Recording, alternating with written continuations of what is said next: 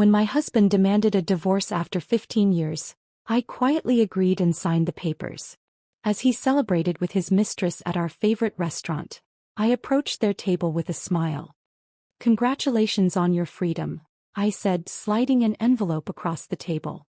His smirk vanished as he read the DNA test results proving blood-red lipstick on crisp white cotton. That's what ended my marriage. Not with a scream or a bang, but with the silent horror of discovery as I stood frozen in our walk-in closet, William's dress shirt dangling from my trembling fingers. I remember the exact moment perfectly. Tuesday, 9:17 a.m. The twins were at school, Emma at her piano lesson. I had been gathering clothes for dry cleaning when I noticed William's gym bag tucked behind his rows of polished Oxford shoes. The zipper was partially open, revealing the crumpled shirt he'd supposedly worn to last night's emergency surgery.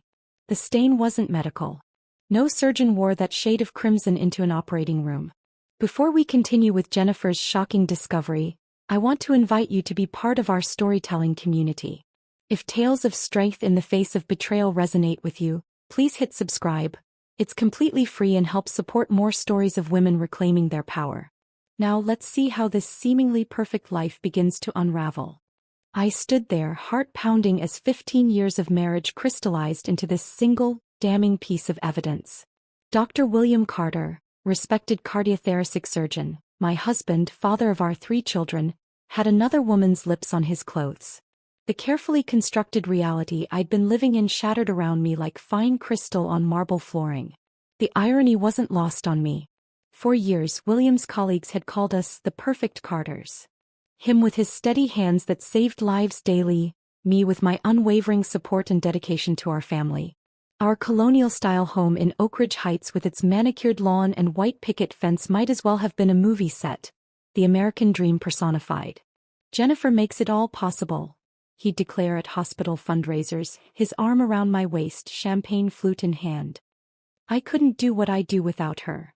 The other doctors' wives would smile politely, but I could see the envy in their eyes. We had it all: 3 beautiful children, financial security, and a partnership that had weathered the grueling years of medical school, residency, and William's rise to prominence. Or so I thought. Looking back, I should have recognized the warning signs. William started working later, claiming the hospital was understaffed. Weekend golf with colleagues became more frequent. Our conversations grew shorter, more practical, scheduling the children's activities, discussing household needs, planning social obligations that would advance his career. When William was promoted to chief of cardiothoracic surgery last spring, I organized a surprise party with all his colleagues. He smiled and thanked me publicly, but later complained I'd embarrassed him in front of the hospital board. That night he slept in the guest room, claiming exhaustion. "It's the pressure," I told my sister on the phone the next day. "The promotion comes with so much responsibility." "Men in power often change, Jen," she warned. I dismissed her concern as cynicism from her own failed marriage. The physical distance grew too. William claimed fatigue from 18-hour surgeries when he turned away from my touch. I bought new lingerie, scheduled date nights, tried everything the women's magazines suggested to keep the spark alive.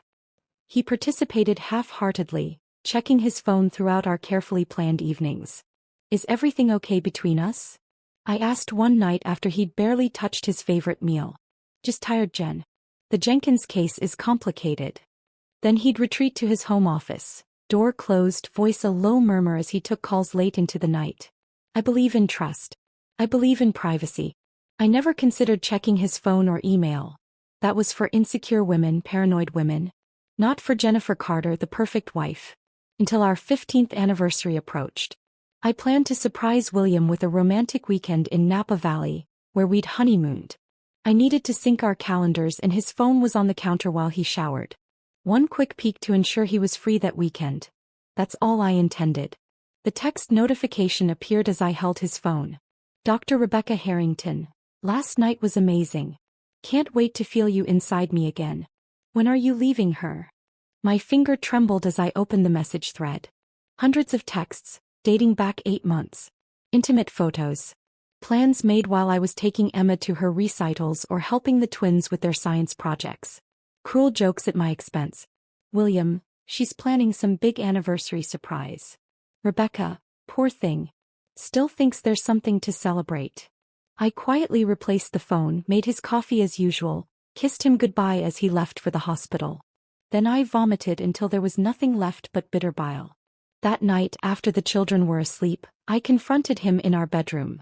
The same room where we'd conceived our children, where we'd held each other through the miscarriages before turning to IVF, where he'd comforted me through my father's death. "Are you sleeping with Rebecca Harrington?" My voice was surprisingly steady. William didn't even flinch. He removed his watch, placed it methodically on his nightstand. "Yes." "How long?" "Does it matter?" He looked at me with such coldness I didn't recognize him. "I want a divorce, Jennifer." The calculated cruelty of his tone shocked me more than the words. This wasn't a confession. This was an execution. "Why?" I whispered.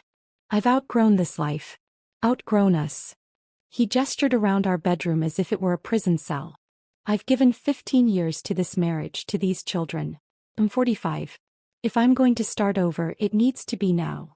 "Start over?" "We built this life together, William. Everything you are. Everything I am." His laugh was bitter. "I save lives daily. What do you do, Jennifer? Bake cookies for school fundraisers? Organize my sock drawer? I built this life despite the anchor of domesticity." His words struck like physical blows. I'd put my own teaching career on hold to support his medical school dreams, managed our home and children so he could focus on advancing his career, hosted countless dinner parties with hospital administrators to help him network. "You'll be taken care of financially," he continued as if discussing a business transaction. "The children will adjust. Children always do." That night he slept in the guest room. I lay awake, reconstructing the past 15 years, wondering if anything had been real. In the morning he left for the hospital before dawn. On the kitchen counter he'd left a business card for his lawyer. The perfect life I thought we'd built had been a mirage. The cracks had always been there. I'd just been too dedicated to our illusion to see them. What I didn't know then was that the lipstick stain and affair were just the visible fractures in a foundation that had been compromised from the beginning. William's betrayal ran deeper than I could possibly imagine, and the true nature of his deception would soon turn my world upside down in ways that would make his affair seem trivial by comparison. The day after William left his lawyer's card, I made an appointment with Patricia Winters, the most ruthless divorce attorney in Oak Ridge Heights. I needed to understand my options to prepare for the battle ahead. Patricia's first instruction was clear. "Document everything, Jennifer. Especially the finances." That evening, after tucking the children into bed with reassurances that Daddy's just busy at the hospital, I opened our home safe. Inside lay 15 years of financial records, tax returns, investment statements, property deeds. As I sorted through the papers, discrepancies began to emerge like dark threads in what I'd thought was a seamless fabric. Monthly withdrawals, $5,000, $7,500, sometimes $10,000, from our joint savings account to an entity called Riverside Holdings. No explanation, no paper trail showing where this money ultimately went.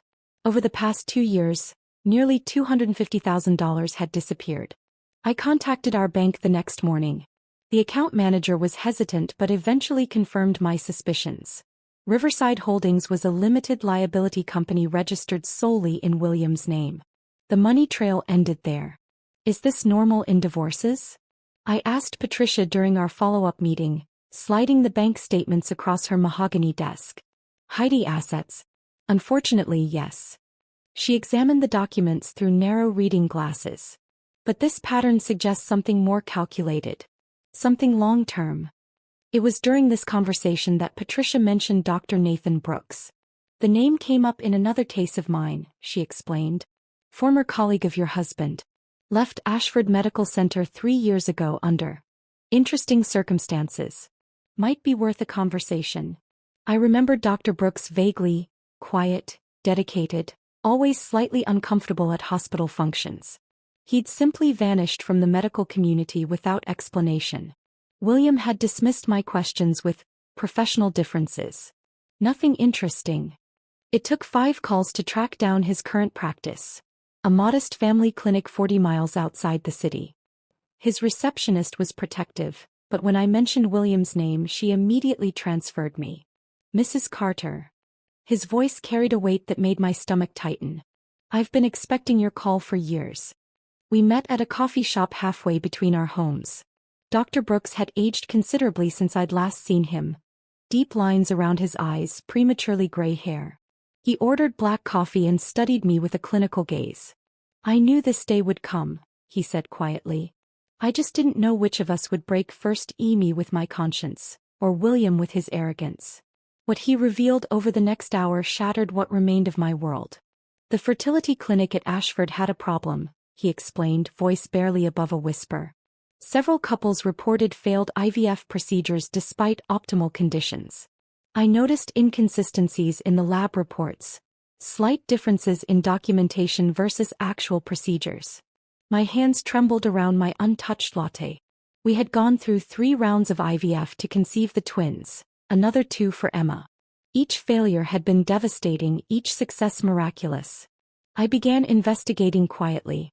The clinic director, Dr. Mercer, was falsifying results, substituting specimens, manipulating success rates to maintain the clinic's reputation and funding. When I confronted him, he admitted William was aware. More than aware, complicit. "That's impossible," I whispered. "William wanted children. We both did."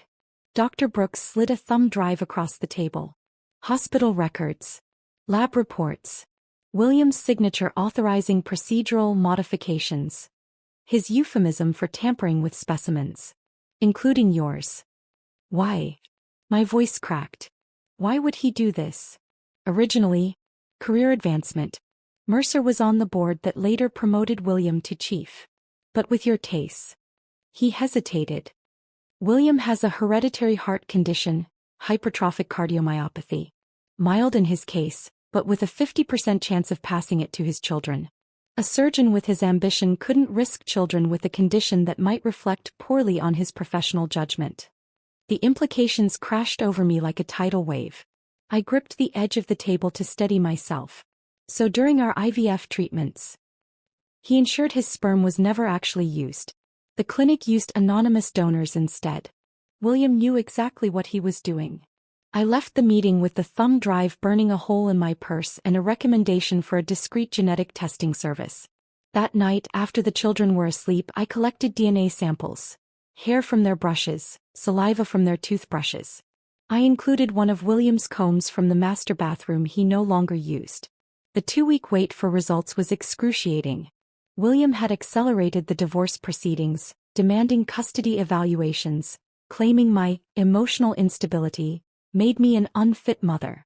His lawyer sent intimidating letters questioning my ability to financially support the children, suggesting my contribution to the family had been minimal. They offered a settlement that would leave me with barely enough to survive. A calculated move to force me into submission. Meanwhile, I maintained appearances, helped the twins with their science projects, attended Emma's recital, smiled at school drop-offs, nodded politely when other mothers asked about William's absence. "Hospital schedule," I'd say. "You know how it is." At night, I researched medical ethics violations and fertility fraud. The cases I found were devastating. Doctors using their own sperm instead of donors, clinics mixing up embryos, families discovering biological truths decades later. But nowhere did I find a case like ours. A husband deliberately ensuring his children weren't biologically his, creating a family on false pretenses while maintaining the fiction of genetic connection. The testing company called on a Tuesday morning. The woman's voice was professional, detached.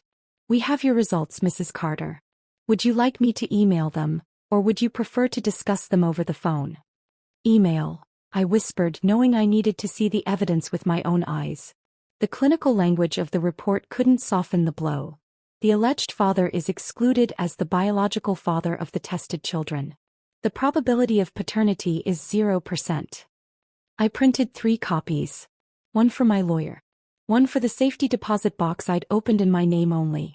And one that I slipped into a cream-colored envelope with the Ashford Medical Center logo. Taken from William's home office during those weeks of pretending nothing had changed. My hands didn't shake anymore. The devastation had crystallized into something harder, colder. This wasn't just about an affair or hidden assets. This was about a fundamental betrayal that had begun before our children were even conceived. William had deprived me of choice. He had constructed an elaborate lie that shaped 15 years of my life, my identity as a mother, our children's very existence. All while positioning himself as the generous provider, the dedicated father, the brilliant surgeon saving lives. The truth changed everything. And I now possessed the power to make sure it changed everything for him too. With the DNA test results in hand, my grief transformed into something sharper, more focused. William had constructed a false reality for 15 years, and now I would dismantle it, methodically, completely. I began by reaching out to other families who'd undergone fertility treatments at Ashford during William's oversight. Dr. Brooks provided a list of 27 couples who might have been affected. Most refused to speak with me, unwilling to question the origins of their precious children. 5 agreed to meet. The Millers had twins who looked nothing like them. The Patels had a daughter with unexpected medical issues. The Johnsons, Garcias, and Wilsons each had stories of miraculous conceptions after multiple failed attempts. Once Dr. Mercer took personal interest in their cases. "We were just so grateful," Sarah Wilson told me, tears streaming down her face. "We never questioned the how." My search led me to Diane Fletcher, a former nurse who'd worked at the fertility clinic for 12 years. We met at her small apartment outside the city, where she lived surrounded by filing cabinets.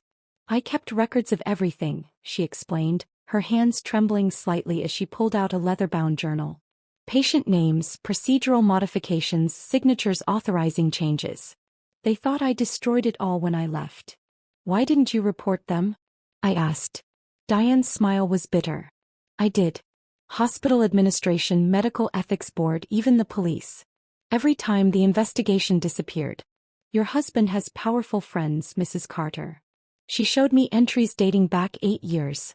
Meticulous documentation of specimen substitutions, falsified consent forms, procedural irregularities. William's signature appeared repeatedly, authorizing protocol adjustments in cases with genetic concerns. "And my case?" I asked quietly. Diane turned to a page marked with my name and dates matching our IVF procedures. Special instruction from Dr. Carter himself. Specimen replacement authorized due to quality concerns. No donor identification recorded. I photographed every page, every signature, every damning note. As I was leaving, Diane pressed a business card into my hand. Medical Ethics Investigation Unit. Ask for Agent Dawson. Tell him I sent you. Michael Dawson worked for a joint task force investigating healthcare fraud. He'd been building a case against Ashford for 18 months but couldn't penetrate the wall of silence surrounding the fertility clinic. "Your evidence could be the key," he explained during our first meeting. "But we need more financial records showing kickbacks, recorded admissions of guilt, testimony from someone currently inside." I committed myself to gathering what he needed while maintaining the facade of a woman reluctantly accepting divorce. I smiled sadly at William during mediation sessions, agreed to temporary custody arrangements, pretended to consider his insulting financial settlement. "You're being surprisingly reasonable, Jennifer," William remarked after one particularly tense meeting with our lawyers. "The children come first," I replied softly. "I just want what's best for everyone." His confidence grew with each concession I appeared to make. He brought Rebecca to school functions, introduced her to our friends, even had her stay overnight when the children visited his new downtown apartment. All while I quietly recorded conversations, photographed documents, and built my case. My investigation took an unexpected turn when I hired a private investigator to look into Rebecca's background. The report revealed something stunning. She wasn't just William's colleague and lover. She was Madeline Harrington's daughter. Madeline Harrington had been William's patient 5 years ago, a routine valve replacement that ended in tragedy when William allegedly made an error during the procedure. The hospital investigation cleared him of wrongdoing, concluding Madeline had failed to disclose a medication that complicated her surgery. The truth, buried in records Agent Dawson uncovered, was that William had been operating on minimal sleep after a weekend with Rebecca in Chicago. His error was covered up, the records falsified, the family paid off with Ashford funds. Madeline's husband died a year later from stress-induced heart failure, leaving Rebecca alone. She'd changed her last name, erased connections to her past, and methodically worked her way into William's life, first as a colleague, then as his mistress. Her revenge had been years in the making, just like mine was now. I debated confronting her, perhaps even suggesting we work together, but decided against it. Rebecca's motivations were emotional, volatile. Mine needed to be calculated, precise. Over the next month, I gathered testimonies from former clinic employees, documented the money trail from Ashford to Riverside Holdings to offshore accounts, and secured sworn statements from patients whose treatments had been compromised. Agent Dawson built a legal case while I constructed something more personal: the complete dismantling of William Carter's carefully crafted image. I recorded William during one of our co-parenting discussions, subtly steering the conversation toward the fertility treatments. "The twins have your eyes," I mentioned casually. "Good genes," he replied, distracted by his phone. "Do you ever wonder if they inherited your heart condition?" His head snapped up. "What?" "Hypertrophic cardiomyopathy. Dr. Brooks mentioned it." William's face darkened. "Brooks should keep his mouth shut about things that don't concern him." "Don't our children's health concerns concern him?" "Concern me. There's nothing to worry about," he dismissed. "I had them tested years ago. They're fine." "How could you test them without telling me?" "I'm their father and a doctor. I made a medical decision." The recording captured every word. His acknowledgement of the condition, his admission of testing our children without my knowledge, his continued pretense of biological connection. It was the final piece Agent Dawson needed. The timing couldn't have been more perfect. The annual Ashford Medical Center Gala was approaching, the most prestigious event on the hospital's calendar. William had been selected to receive the Physician of the Year award for his groundbreaking contributions to cardiothoracic surgery and unwavering ethical standards. The invitation arrived at our house, still addressed to both of us despite our pending divorce. William texted that he'd be taking Rebecca as his date, but I was welcome to attend, if it wouldn't be too awkward. I replied with the perfect blend of wounded dignity and gracious acceptance. "I wouldn't miss it. You deserve this recognition." What William didn't know was that I had already met with the hospital board chairman, sharing select pieces of evidence. A special session had been scheduled immediately preceding the gala. A session where Agent Dawson would present the full case against William, Dr. Mercer, and the fertility clinic. As I prepared my gala dress, a sleek black gown that Rebecca had once mocked as "suburban mom tries sophistication," in a text to William, I received notification that William and Rebecca would be celebrating at Vincenzo's after the award ceremony. Our special restaurant where he'd proposed 15 years ago. It was the perfect finishing touch to my carefully orchestrated revelation. The envelope with the DNA results was ready. The authorities were prepared. Every detail had been considered. For the first time in months, I felt a sense of calm certainty. William had spent 15 years constructing a lie. Tomorrow night the truth would finally be told. The night of the Ashford Gala arrived with perfect dramatic timing. Thunderstorms threatening but holding off, the sky dark with potential. I entered the hotel ballroom alone, wearing the black dress William had always said made me look trying too hard. My hair was swept up, diamond earrings, a gift from a husband who no longer existed, catching the light as I moved through the crowd of medical elite. I spotted William immediately, holding court near the stage, arm possessively around Rebecca's waist. She wore crimson, the same shade as the lipstick that had started this cascade of revelations. Hospital board members clustered around them, laughing at his jokes, admiring his perfect companion. The picture of success. The secret board meeting had concluded just 30 minutes earlier. I'd watched from a side room as Agent Dawson presented the evidence. Financial records, patient testimonies, Diane Fletcher's detailed documentation. The board members' expressions transformed from skepticism to shock to grim resolution. The hospital's legal counsel had immediately contacted the district attorney's office. William, of course, knew none of this as he accepted congratulations for his upcoming award. He didn't know that police officers were positioned at every exit, waiting for the signal from Agent Dawson. Didn't know that his perfectly constructed life was minutes from implosion. I mingled quietly, accepting condolences for my failing marriage from colleagues' wives who'd always seen me as nothing more than an accessory to William's brilliance. "So brave of you to come tonight," whispered Margaret Reynolds, the chief of surgery's wife. Her sympathy was genuine even as her eyes tracked William and Rebecca. "I wouldn't miss seeing William receive the recognition he deserves," I replied with a smile that made her visibly uncomfortable. The awards ceremony proceeded as planned. The hospital board chair, Dr. Helena Winters, decided that the public revelation would be more effective than a quiet arrest. William ascended the stage to thunderous applause, accepting the crystal trophy with practiced humility. "Medicine isn't just science," he intoned into the microphone. "It's a sacred trust between doctor and patient.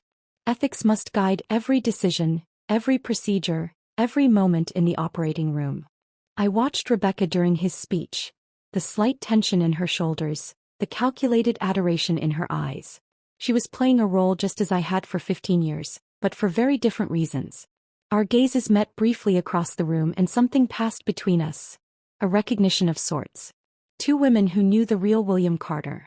After the ceremony they left for Vincenzo's just as planned. I followed 20 minutes later, the cream envelope secure in my clutch. The restaurant hadn't changed. White tablecloths, soft lighting, Italian opera playing softly in the background. The maitre d' recognized me immediately. "Mrs. Carter. How wonderful to see you again. Your husband mentioned you might join them." He had. Interesting. William was either supremely confident or setting the stage for some public humiliation. Either way, it played perfectly into my plan. They were seated at our old favorite table near the windows. William had ordered the 1982 Bordeaux we'd shared on our anniversary 5 years ago. The bottle between them cost more than a month of groceries for our children. William saw me first. His expression shifted from surprise to smugness, clearly assuming I'd come to make some desperate plea. Rebecca turned, her perfect features arranging themselves into a mask of polite concern. "Jennifer." William's voice carried that patronizing tone he'd perfected. "This is unexpected." "Is it?" I approached their table, calm and collected. "You told the maitre d' I might join you. A courtesy mention. I didn't think you'd actually come." Rebecca shifted uncomfortably. "Perhaps I should give you two a moment."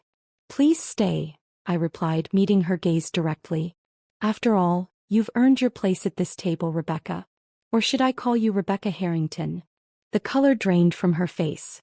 William's brow furrowed in confusion. "What are you talking about?" he demanded. "Rebecca knows." "Don't you, Rebecca? Daughter of Madeline Harrington. The patient whose death you covered up, William. The woman whose heart valve you replaced while exhausted from your weekend with her daughter in Chicago. Ironic, isn't it?" William turned to Rebecca, comprehension dawning. "Is this true?" Her silence was confirmation enough. I seized the momentary confusion to place the cream-colored envelope on the table. "Congratulations on your freedom," I said quietly. "I think you'll find this interesting reading." William's hand trembled slightly as he opened it, removing the DNA test results.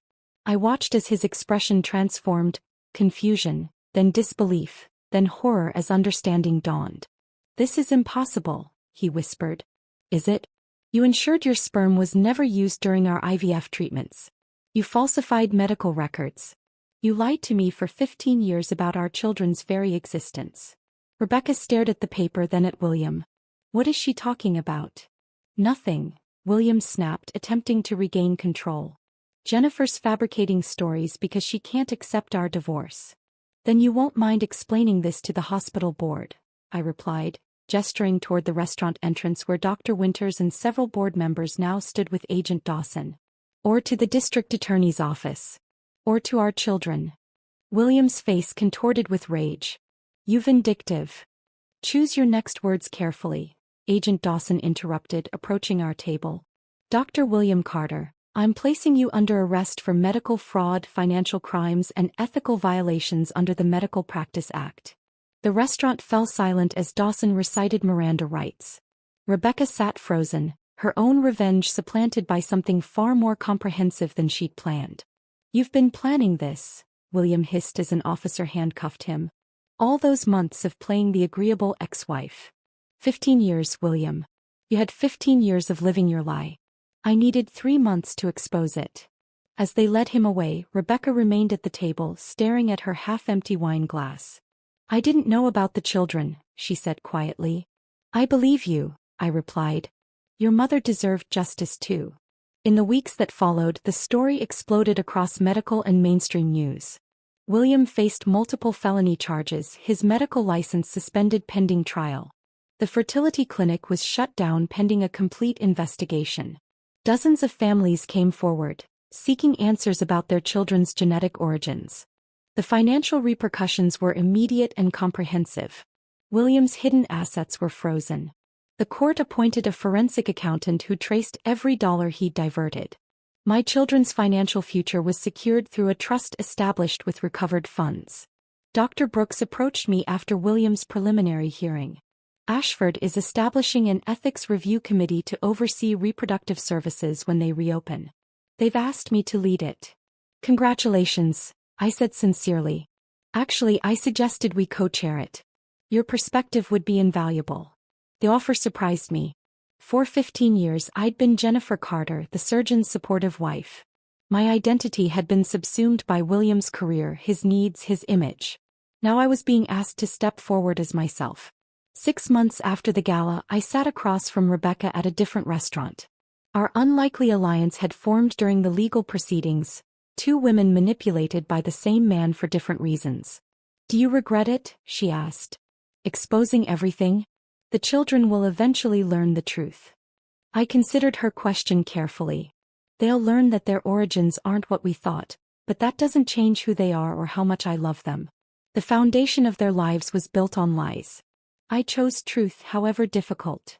That night, watching my children sleep in the home we'd kept despite William's attempts to force its sale, I felt something unexpected. Not satisfaction or vindication, but liberation. The perfect family illusion had shattered, but in its place was something authentic. I was no longer living someone else's carefully constructed lie. For the first time in 15 years I was authoring my own story. Messy, complicated, and absolutely mine.